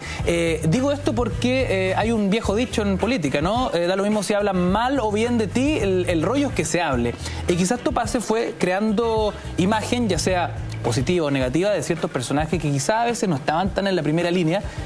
Muchos de ellos, me imagino, Herví, se fueron convirtiendo en fetiches también de los dibujantes, de los guionistas, de quienes tenían ahí la sátira en la punta de la lengua y fueron construyendo personajes que a veces estaban fuera del ojo del electorado, no sé. Sí, así es, y cosa curiosa, algunos estaban muy orgullosos de aparecer caricaturizados en revistas o en periódicos. Me acuerdo de este político Saldívar que se murió, que fue embajador en Argentina. Adolfo Saldívar. Colorín. Claro, yo hacía unas caricaturas terribles de él en el diario La Época, pero el tipo tenía muy buen humor y mandaba cartas y me pedía que le mandara los originales. Y yo le mandé mucho, igual al Insulza. Insulza me mandó a pedir muchos de los dibujos. Yo encantado se los mandaba, pero habían otros. Esa vereda me interesa. ¿Quiénes son los que más se irritaban? Los Frey, desde luego, padre e hijo. Ya. Por igual. Por igual, sí. El Frey padre tenía un pésimo humor y el hijo heredó esa mala costumbre. y no le gustaba nada aparecer caricaturizado en el diario o en la revista Topase. Y mandaba sus recados elegantemente, nunca fue una censura así, digamos, que quisiera cerrar la revista o no sé, echar al editor. No, pero dejaba saber su molestia. Gonzalo, como lo hemos hablado en este programa, el humor político aflora sobre todo cuando los países están en crisis, ¿no? Cuando la clase política, el poder es cuestionado. ¿Tuvo que ver el nacimiento de Topase con algún hecho puntual que estaba sucediendo en Chile en aquel entonces? Bueno, Jorge Montalegre lo mencionó ahí en una nota, es con la caída de Ibáñez. Por un lado se acaba la dictadura, entonces eso permite que las publicaciones emerjan. Y por otro lado es una época muy convulsionada, porque la caída de Ibáñez viene de la mano con una crisis económica terrible. Es el crack de la bolsa que, según algunos afirman, Chile fue el país más afectado del mundo por esa crisis. La cesantía, la crisis de la industria salitrera que ahí terminó de morir y una gran agitación política. ¿Qué se veía en las calles? Bueno, hambre. De entrada hambre. Muchos cesantes viviendo en las calles, viviendo en las plazas, en los cerros de Santiago, condiciones higiénicas espantosas, inviernos con gente muriendo de frío. Una cosa terrible. Y en esas circunstancias nace Topase, y además con una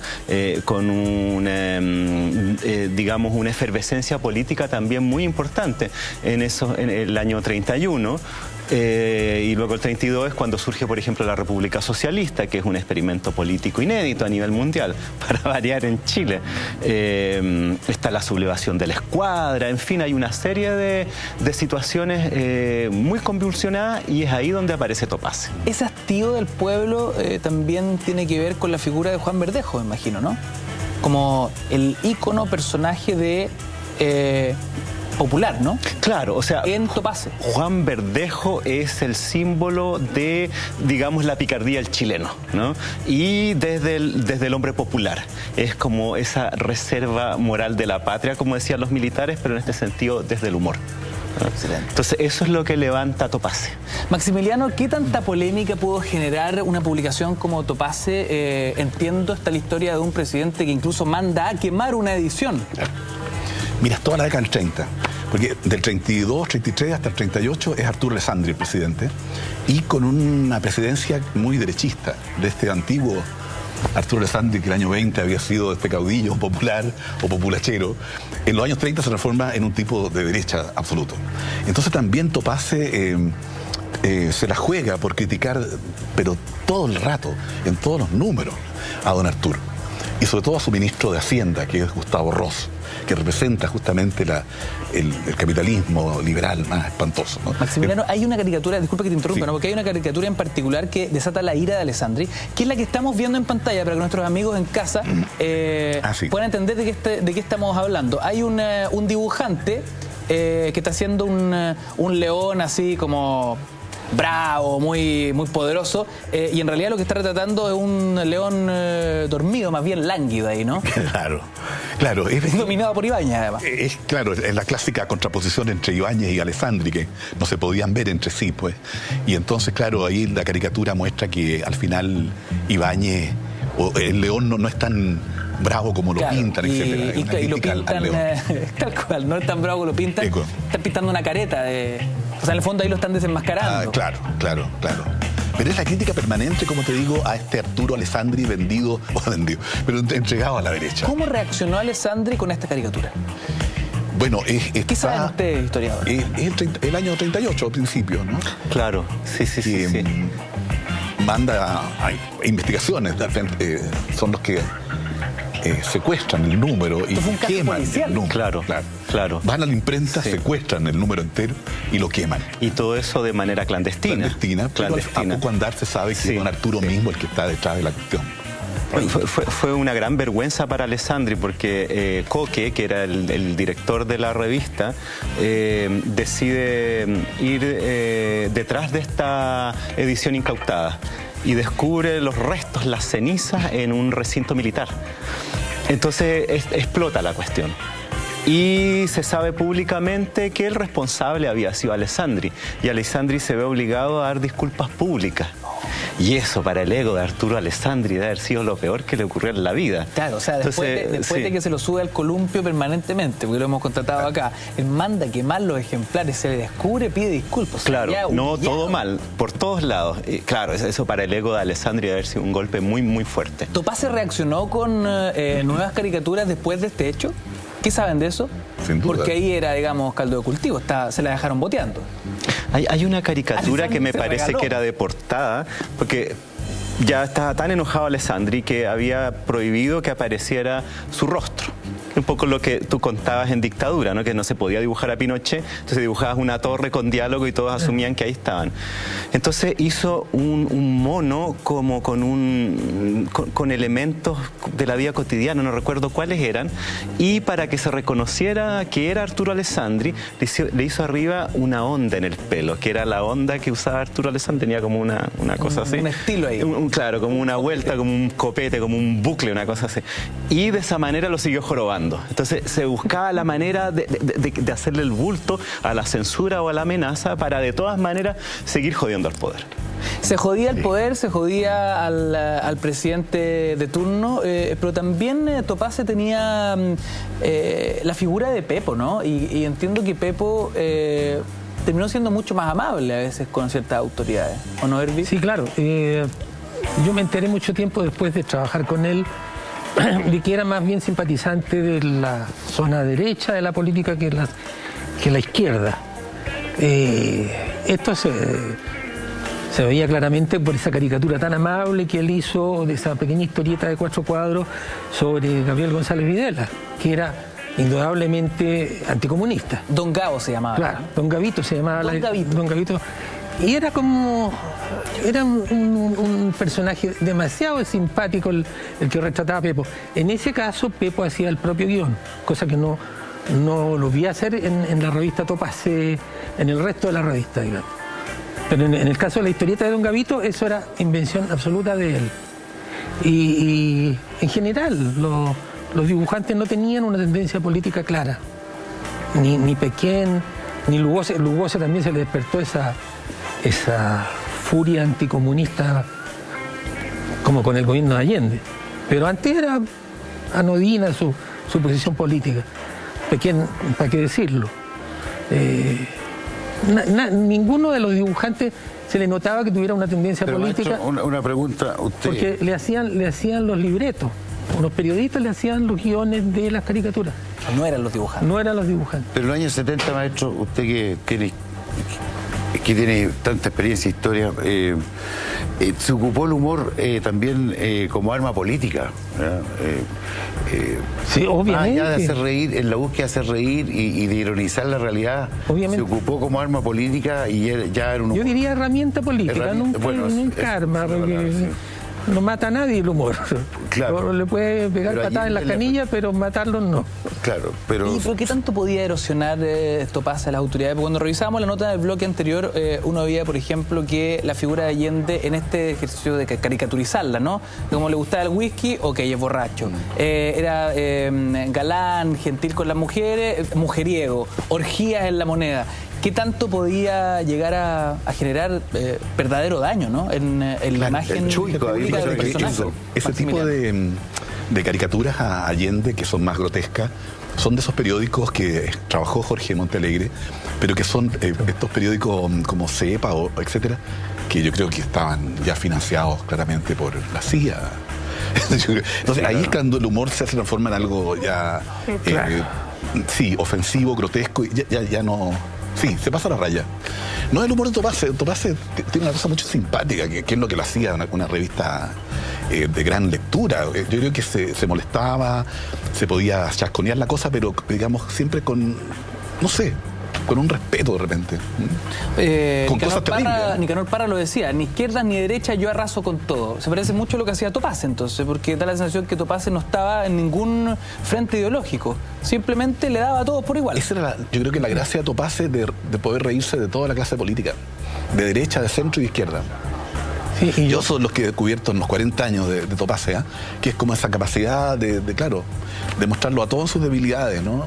Y mostrarle una clase política que al final se arreglaba los bigotes entre ellas. Y por eso la gracia del Juan Verdejo, porque Verdejo es la exterioridad del sistema, es el roto que está mirando y riéndose de todos, ¿no? Ahí yo creo que otra gran gracia de la revista fue Verdejo, porque él es el que permanece en los 40 años, los políticos pasan, pero Verdejo permanece, porque es el pueblo. Gonzalo, ¿qué pasa con la sátira política, con el humor político en la Unidad Popular? ¿Qué tanto se desbandó el tema considerando lo fuertemente ideologizada que está la sociedad chilena, por ende la prensa? Claro. Bueno, lo que dice Maximiliano, que eran pasquines en los periódicos de derecha que surgieron en esa época, y también había, yo recuerdo un personaje que era muy filoso, que era el enano maldito. ¿El enano maldito? Claro, que era una caricatura, ¿ya? Me parece que era de Clarín, o de Puro Chile, de Puro Chile, donde hacía un chiste nomás, era una viñeta, y donde se reía de la derecha, ¿no? De la burguesía. Y era bien duro el enano maldito, y la derecha lo detestaba. O sea, era uno como el enemigo público número uno de la derecha. Maldito. El enano maldito, un poco como lo que hablábamos hace un rato de Juan Rafael Allende. O sea, había gente muy digamos, poco cosquillosa, ¿no? que veía frente a ese tipo de caricaturas un ataque directo. Entonces ahí, claro, el enano maldito era como pasado de revoluciones para los que eran objeto de sus burlas. Del otro lado, ¿recuerdan alguno? Aparte del enano maldito. Entre paréntesis, creación de Jorge Mate Luna. El enano maldito. Sí. Los créditos necesarios. Sí. Que conste. Porque efectivamente con una sociedad tan polarizada, el humor gráfico, el humor, la sátira política también da cuenta de aquello, imagino, Maximiliano. Pero tiene límite, ¿eh? ¿Por qué muere Topaze el año 70 con el asesinato del general Schneider? Es muy notable.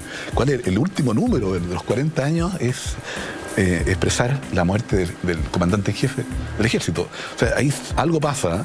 Bueno, Topaze yo creo que entraba en crisis hasta económica, creo, los últimos años. Pero ¿por qué muere con el general Schneider? O sea, hay un Chile que se empieza ya a hacer pedazos. Ya no ese Chile del 30 al 70, digamos, ¿no? Que era mal que mal, donde convivían unos con otros, ¿no? Ya 70 se abre bueno, yo creo que se puede llamar la lucha de clase más abierta o la crisis cultural, social entera. Se rompe la convivialidad. Yo creo que la polarización mató a Topaze.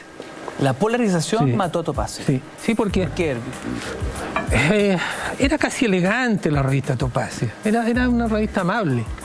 Pero cuando asesinan al general en jefe del ejército, cuando se ve esta polaridad, pero a cada momento en las calles, se ve la intervención del gobierno norteamericano a todo nivel, descubiertas, digamos, las conspiraciones. Todo se hace más ácido, demasiado ácido. Entonces, Topaze no calzaba en tendría que haberse puesto de un lado o del otro. Entonces, no cabía eso.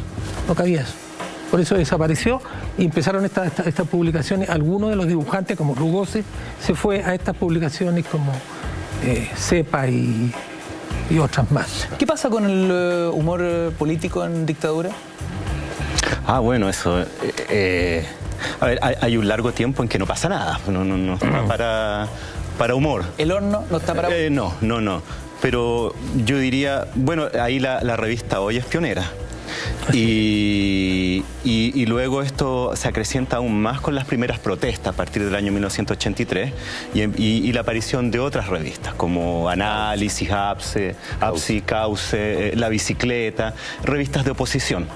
Y el humor político es la principal, yo diría, trinchera, claro, de resistencia a la dictadura a través del humor y de mostrar, digamos, yo diría, la distorsión que existía entre la vida real y lo que la dictadura ponía como discurso de la realidad.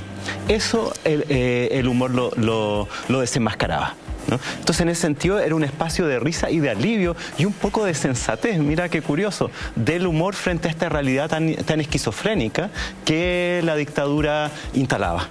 Hablamos de ciertos medios de resistencia, ¿no? Pero también la calle, Maximiliano, se convierte en épocas de dictadura como un paño relevante de decir cosas. Volvemos los muros de las a esa calles. cosa que yo decía al principio de que el humor es sobre todo popular, oral y gestual y que puede o no entrar a la prensa, a lo escrito, ¿eh? Y ciertamente, oye, yo creo que durante la dictadura hay un humor soterrado, pero que no se perdió nunca, Nosotros en la Universidad de Santiago estamos por publicar ahora un libro sobre el humor en las protestas, en las poblaciones. El humor cotidiano, no solo chistes, sino que cómo el humor fue una forma, o la risa popular fue una manera de resistir a tanto dolor, terror, miedo, ¿no? Que se vivía en las poblaciones. De hecho, habían panfletos humorísticos. Yo tengo panfletos que recogí en los 82, 83, panfletos humorísticos. Perfecto, claro. Se tiraban. Y los rayados en las murallas también. ¿Recuerdan algunas frases en particular para poder entender qué clase de humor era el que se articulaba en aquel entonces? Yo creo que tiene que ver con las tallas, por ejemplo, en las protestas, ¿no? Ahí nosotros recogimos muchos relatos de pobladores que decían que en las protestas daban mucha ocasionalidad para reírse de las fuerzas policiales que querían el guanaco. Entrar a las poblaciones, qué sé yo, ¿no? Y si no podían entrar, qué sé yo. En fin, las formas de resistencia se daban en un clima cómico. Eso es muy interesante. Que es todo lo contrario a la seriedad de la dictadura y de lo militar, ¿no? Claro. Y de la imagen de Pinochet con su capa, como una especie de Darth Vader, ¿no? El humor es todo lo contrario. Y ahí es elemental el humor de la caricatura. Por eso es un honor estar compartiendo esta tertulia con usted, maestro. Yo creo que Chile debería ser un homenaje. A todos les dirás lo mismo. Por favor. Porque tenemos que darle gracias en momentos tan duros, su caricatura, cuánto alivio nos trajo al país, maestro. Fue tan importante el humor en los 80, porque la televisión era controlada, solamente se contaba chistes, rara vez podía contar. Entonces el humor gráfico fue tan importante en el desahogo. Yo como joven leía los chistes y era, mira, y le permitieron dibujar esto. Y la metáfora que se ocupaba en los chistes del humor gráfico era genial, porque además no se podía hacer humor directo, como decía el maestro. ¿Estaba la sensación, Palta, de ganar pequeñas batallas? Absolutamente, un aporte extraordinario. Oye, Palta, y Manolo González, para las nuevas generaciones, cuéntanos un poquito cuál fue la relevancia de un personaje que se sube al escenario de la Quinta Vergara y lanza lo que nadie se había atrevido a hacer. Que quizás muchos lo habían pensado, muchos lo discutían fondeado, digamos, tras bambalinas, pero frente a las cámaras nadie se había atrevido. Nadie se había atrevido, de hecho lo cortaron ahí. Dirigía Eduardo Rabani, era el director de la transmisión, estaba en el switch ahí en TVN. ¿Cuál fue la osadía de Manolo González? Nada, él dijo, he llegado hasta tal. La frase clásica. Claro, imitó. Claro. Imitó a Pinochet, claro. plena dictadura, frente a todo Chile. He llegado.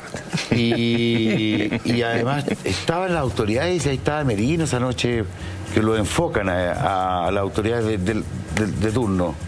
Ahora, él lo dice con mucha confianza porque Manolo González fue compañero de curso en la escuela militar de Pinochet.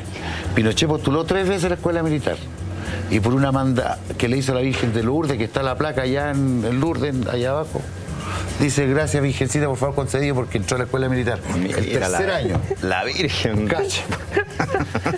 Era duro de robarlo. Maldita Virgen. Qué manera de embarrarla la Virgen. Está la Virgen de Lourdes y abajo está la placa. Qué desgracia. Augusto Pinochet, 1932, puede haber sido. Bueno, y Manolo González fue cadete, duró 1 año en la escuela, lo echaron. pero fue compañero de curso con Pinochet el primer año. Entonces, él me lo contaba, Manolo me lo contaba personalmente, y él creía que no le iba a pasar nada. Él sentía que tenía confianza suficiente para hacerlo.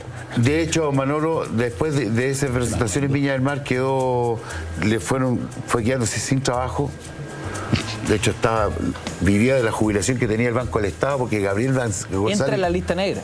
Claro, y ahí se empezó a deteriorar la salud de Manolo. Estaba muy resentido, ¿eh?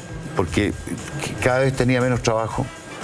Y vivía de la jubilación, porque Gabriel González me invitaba también, que Gavito metió a Manolo González a trabajar como funcionario del Banco del Estado. Y le dijo, mira, tú soy artista, soy humorista, no vayas a tener una buena jubilación, métete al Banco del Estado como funcionario público. Mira. De hecho, Manolo González iba al Banco del Estado como funcionario público y siempre pedía permiso, ¿eh? Le dan como la pasada, digamos. Pero él se jubiló como funcionario de dicho banco y... ¿Fue una inspiración para ti, Palta? Sí, claro. ¿Dedicarte al humor político? Yo tuve la oportunidad de conocerlo y convivir mucho con él y conversábamos mucho, ¿verdad? Y él me contaba su historia, que conversaba con Gabriel González y lo invitaba a la casa. Todos los políticos le pedían por favor que los nombrara. Y él me decía, vaya a tener una relación social si te dedicas al humor político. Claro, estábamos en los 80, era otra cosa. Pero vaya a tener... Además, la política te va a permitir irte renovando, porque los mismos políticos te van a dar el material. Por lo tanto, nunca te vayas a repetir. Bueno, vamos a ver qué tanto caso le hizo Palta Meléndez a Manolo González. Tenemos un tape que resume algunas de las grandes rutinas en el escenario de la Quinta Vergara del Palta, acá en Cultura Verdadera. Miren.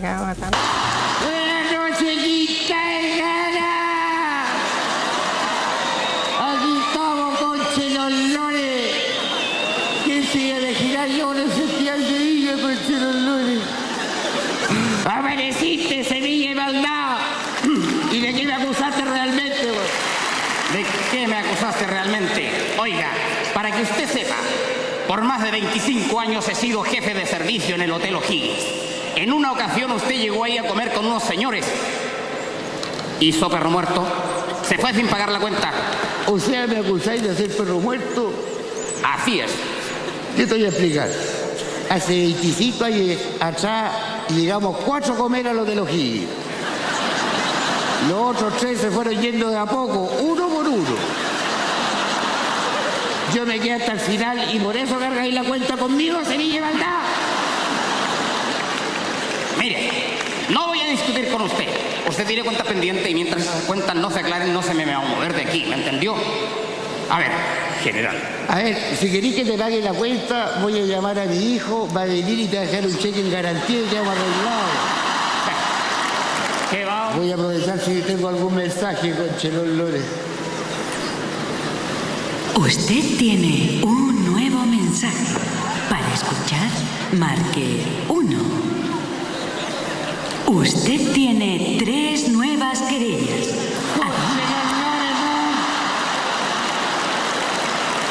Caballo, que no se puede estar tranquilo. Yo creo que la cosa es muy clara. Porque la verdad es las cosas que yo pasé 6 años de mi gobierno diciéndole al país, ¿cómo hacemos esto para solucionar esto otro? En consecuencia, gracias. ¿Qué consecuencias y la trastienda de esta rutina de Palta Meléndez a la vuelta? Hacemos un breve alto, seguimos en Cultura Verdadera. Aprovecha de comentar con nuestro hashtag Cultura Verdadera, @mentira_la_red, que ya volvemos.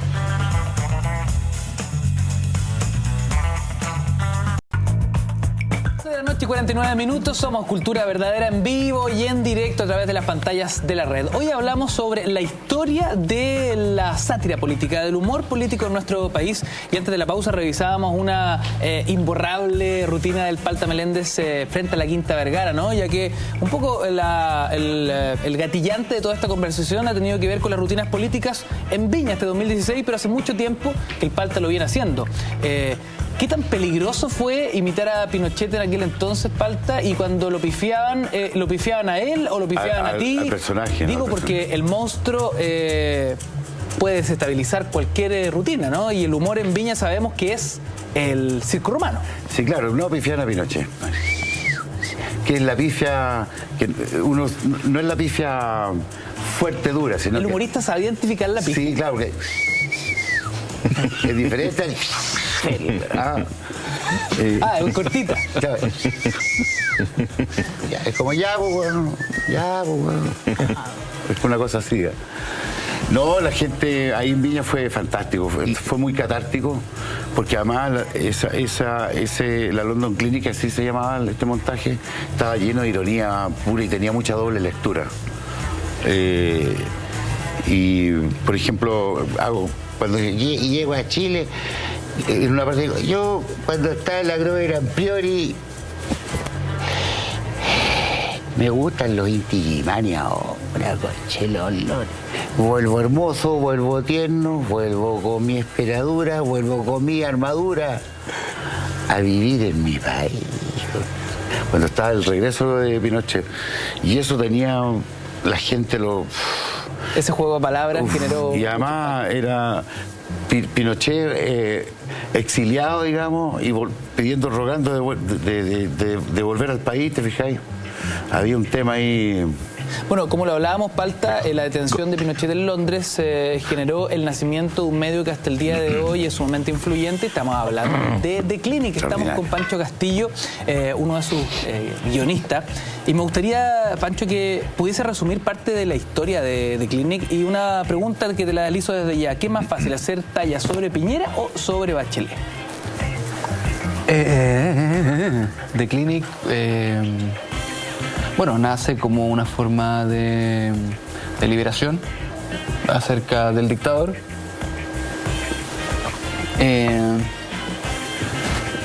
Como te decía antes, de perderle el miedo a esta figura oscura, bueno, que por mucho tiempo no dejaba hacer nada y que todo había que hacerlo por debajo, un poco de reírse. Y ahora se perdió el miedo y yo creo que eso fue el The Clinic. Hacer humor acerca de Piñera o de Bachelet es una pregunta medio capciosa, porque obviamente es mucho más fácil hacer humor del presidente que es torpe, que se equivoca al hablar, que tiene lapsus. Pero después... Aquí lo tengo, así es como nacen estas dos ediciones de Las Piñericosas, uno de los libros más vendidos del universo. De no ficción en nuestro país durante buenas temporadas, ¿no? Sí, todavía se vende incluso.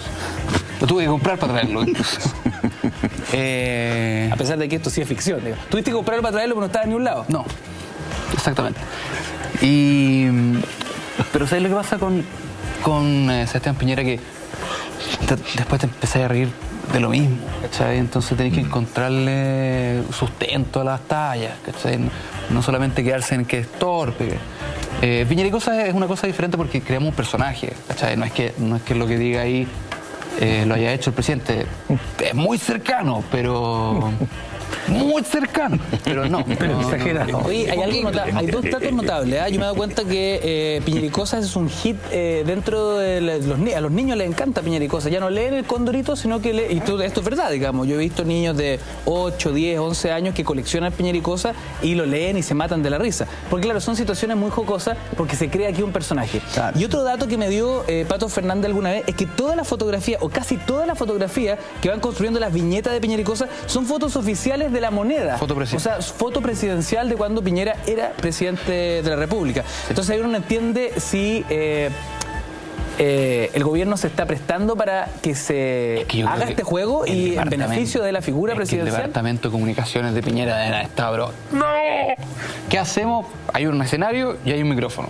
Y Piñera deja con eso. O sea, puede agarrar el micrófono y empezar a bailar. O sea, el tipo se sale de los cánones y de las pautas, ¿cachai? Y se sale mal, pues ese es el problema.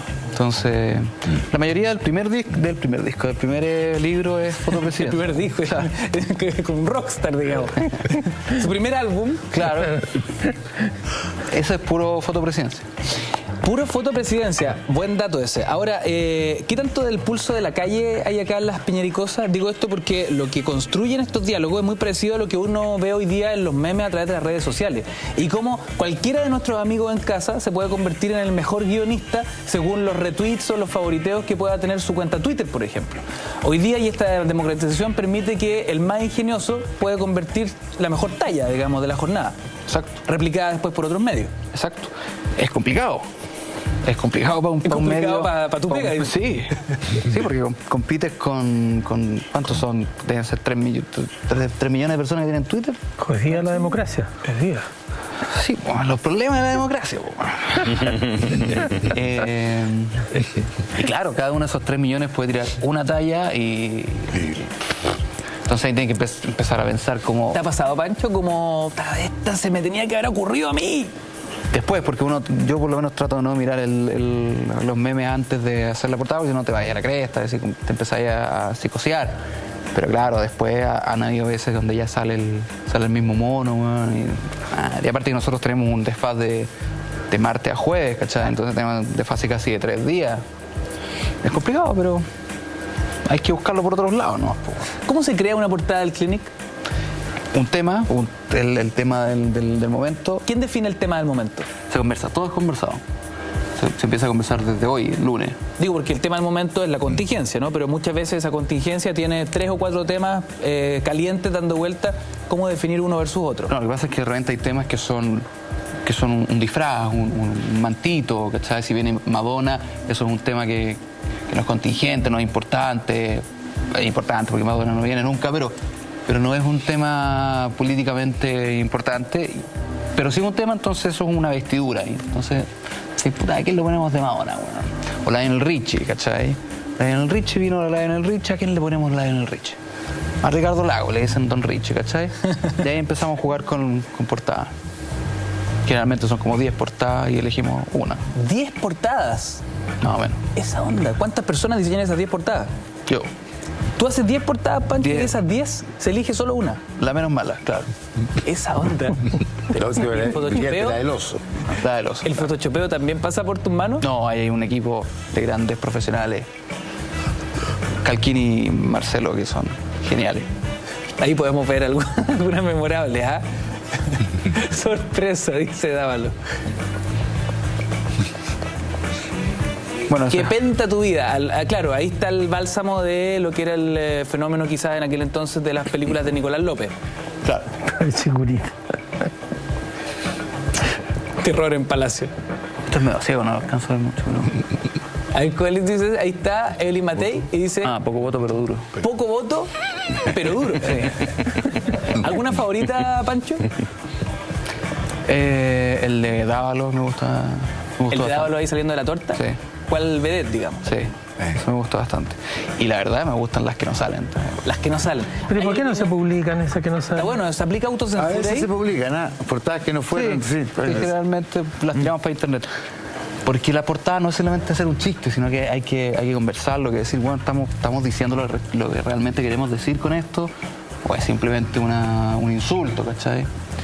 Y generalmente el insulto no va. No. Excepto que estemos muy atrasados. Y ahí va el insulto, ¿no? Pero... Oye, Pancho, hablando de atrasados, se nos fue la hora. Ya son casi las 12 de la noche y hemos hablado un par de horas sobre la historia de la sátira política, el humor político en nuestro país. A ustedes, queridos amigos, antes de despedirnos, los queremos invitar a degustar la excelencia de la gastronomía peruana con el mejor pisco sour de la capital. Estamos hablando del restaurante Pisco Sour, ubicado en Pasaje Plaza Gaña 68. También puedes visitar la página piscosourplazagana.cl. Puedes llamar al fono delivery 22895-4751. Restaurante Pisco Sour, el mejor sabor peruano. Les quiero agradecer a cada uno de ustedes por contarnos parte de sus experiencias, de sus historias y sobre todo de la reconstrucción que hemos hecho cronológica de lo que podríamos llamar la historia del humor político, de la sátira política en nuestro país. A ustedes, gracias por su sintonía, por sus comentarios a través de las redes sociales. Siga abierto nuestro hashtag toda la noche para que puedan seguir dándole vuelta a este tema. Nuestro programa ya queda en las redes sociales para que puedan volver a disfrutarlo. Mañana, 10:30 de la noche, abrimos el telón para un nuevo capítulo de Mentiras Verdaderas. Siga así somos. Nos reencontramos en pocas horas más. Cuídense. Hasta la próxima.